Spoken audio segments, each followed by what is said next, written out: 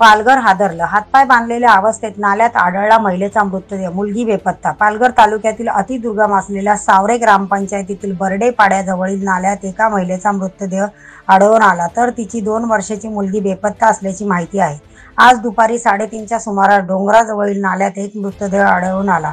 दगडाला हातपाय बांधलेल्या अवस्थेत मृतदेह आढळून आल्याने मृत्यूबाबत संशय व्यक्त केला आहे. दगडाला हातपाय बांधलेल्या अवस्थेत मृतदेह आढळून आल्याने मृत्यूबाबत संशय व्यक्त केला जात आहे. याबाबतची माहिती मनोर पोलिसांना मिळताच त्यांनी घटनास्थळी धाव घेऊन पंचनामा करून मृतदेह ताब्यात घेतला. बेपत्ता झालेल्या 2 वर्षाच्या मुलीचा शोध सुरू असल्याची माहिती पोलिसांना दिली. दगडाला बांधून ठेवलेल्या अवस्थेत आढळला मृतदेह. सुष्मिता प्रवीण डावरे, वय वर्ष 28 असे मृत महिलेचे नाव आहे. दगडाला बांधून ठेवलेल्या अवस्थेत त्यांचा मृतदेह आढळला. मृत महिलेचा पती मासेमारीच्या बोटीवर काम करत असल्याची माहिती गावकऱ्यांनी दिली.